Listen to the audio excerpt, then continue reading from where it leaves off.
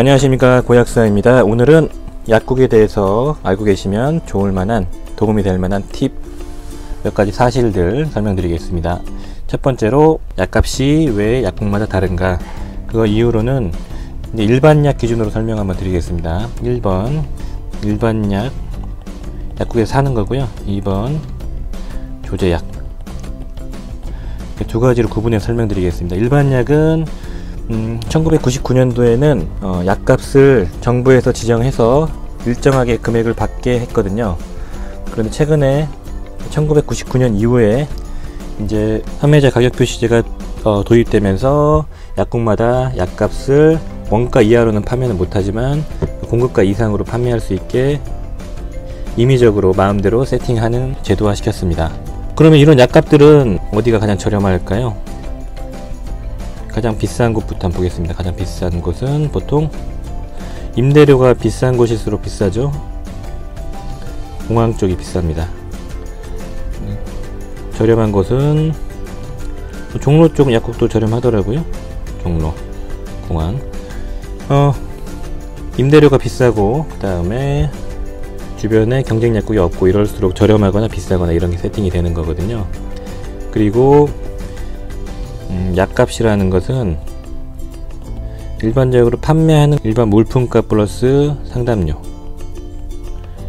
이게 책정이 되어 있는 거거든요. 그래서 일반 약값은 물품가와 상담료가 들어간 거니까 그 정도로 이해하시고요. 그러면은 어떤 선택을 해야 되나, 저렴하고 막 살 수 있는 상담은 얘기는 안 해주고 내가 고를 수 있는 거를 원하시면은 저렴한 데 가시고요. 상담을 좀 해주시고 얘기를 잘 해주고 본인에게 맞는 약을 선택해 주지만 약값이 보통 정도다, 그러면은 약국, 공부를 많이 한 약국을 찾아가시면 돼요. 공부를 많이 한 약국 약사님이 계시는 데는 보통 약이 되게 많고요. 그리고 얘기를 잘 들어주고 얘기를 많이 해줍니다. 그리고 어떤 수료증 같은 것도 있고요. 종로나 이런 쪽 가시면은 약사 면허증이 없는, 그리고 약사 명찰이 없는 일반 가운 안 입은 분들이 약을 판매하는데, 그런 분들은 거의 카운터라고 해서 무자격자일 가능성이 높습니다. 그런 분들은 사실 안 가시는 게 맞습니다.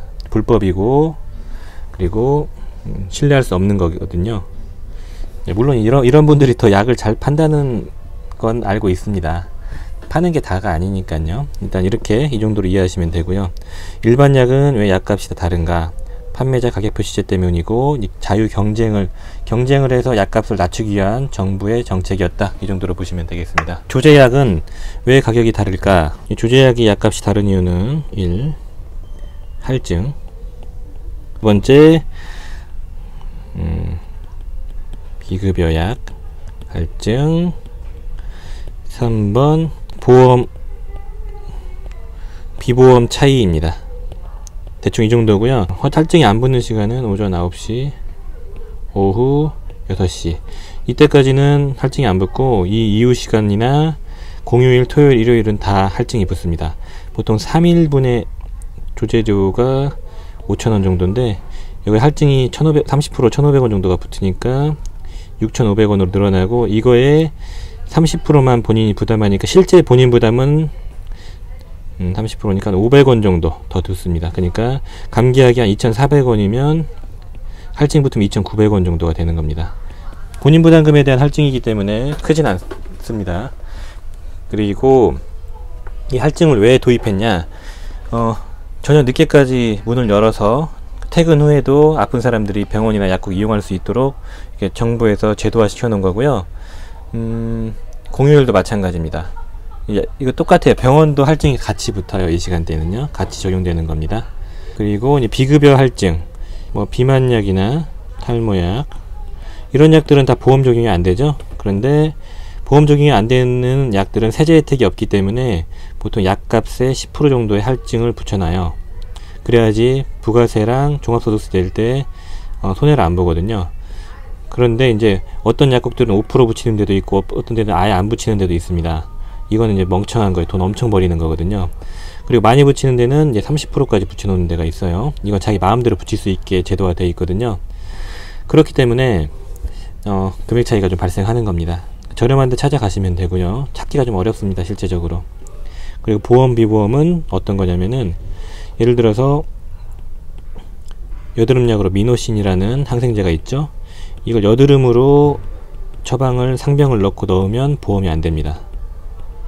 비보험인 거예요. 그러면 한 병 30알짜리 한 병에 14,000원 정도가 하고요.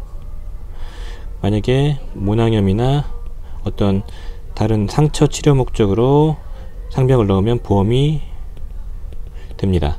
그러면 3,200원 정도 하는 겁니다. 그러니까 여드름에 보험을 또 타시는 분이 있어요. 그거는 병원에서 편의를 봐준 거에 가깝습니다. 불법이지만 그냥 여드름이지만 모낭염이나 이런 상처 치료 목적으로 상병을 넣으면 또 보험이 되기도 해요.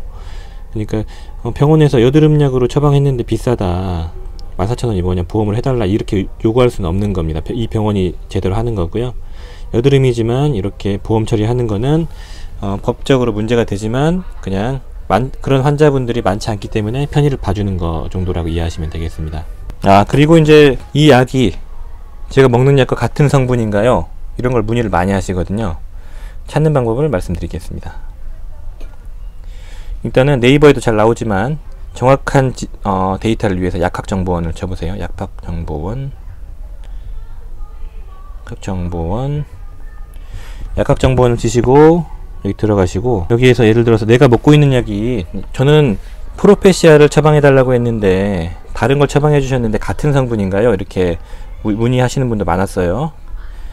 일단 프로페시아를 쳐보세요. 이렇게 그러면 여기 밑에 나오죠. 프로페시아 1mg. 클릭해서 식별 정보도 나오고요.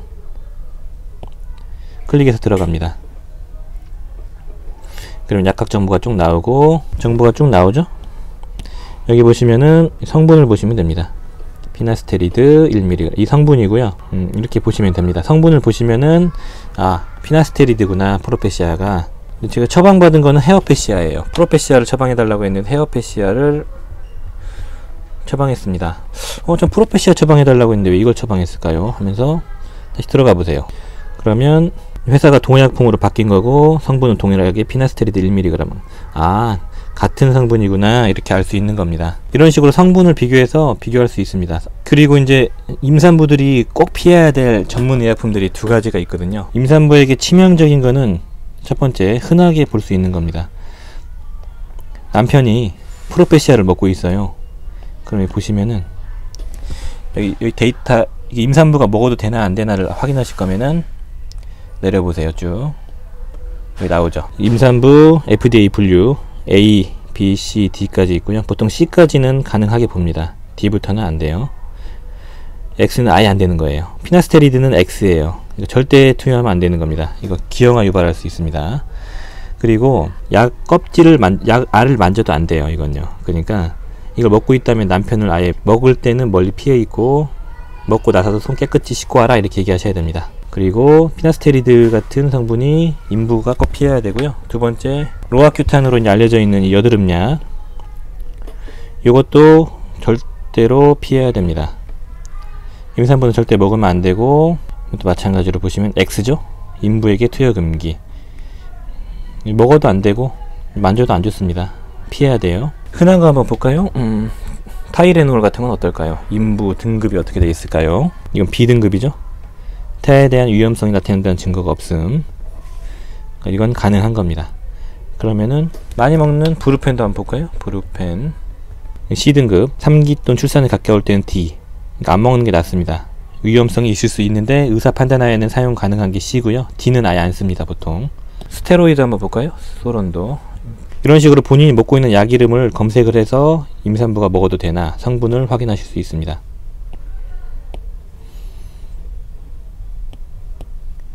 C등급 가능한 거죠. 머시롬 같은 여성 호르몬 문제를 한번 볼까요? 이건 안 될 겁니다. X. 이런 식으로 되어 있거든요. 그러니까 임부 위험성, 그 다음에 임신 가능성이 있는 분들은 이걸 먹는 약을 꼭 체크를 한번 해보시는 게 낫죠. 중요합니다. 마지막으로 약 환불 해달라는 분들이 있습니다. 1번 일반 약, 처방받는 약이 아닌 약국에서 산 일반 약은 뭐 특정한 사유가 있으면 약사 재량입니다. 해줄 수 있어요. 네, 물론 이제 먹다가 이거 안 맞아요 가져오면 환불할 수가 없어요. 반품도 안 되고 처리할 수가 없거든요. 그렇지만 뭐 부작용이 났거나 약에 문제가 생겼거나 그럴 때는 협의하에 가능합니다. 두 번째, 조제약, 병원 처방약. 조제약은 안 돼요, 절대. 한번 나간 거, 원칙적으로는 손에 딱 댄 순간 그때부터 환불, 반품 절대 안 돼요. 그 이유는 보건복지부에서 지침이 내려왔습니다. 2000년도인가에 약은 절대 환불해 주지 말라, 이렇게 지침, 시행령 같은 게 내려왔고요. 그 지침상의 이유는 약은 변질이 됐거나 오염이 됐거나 어떻게 체크를 할 수 없기 때문에 재사용을 할 수가 없는 거거든요, 한번 나간 거는. 그래서 치료 목적으로 쓰이는 약이기 때문에 다시 사용할 수 없고, 그렇기 때문에 환불은 할 수는 없다, 이렇게 그냥 정부에서 이렇게 만든 겁니다.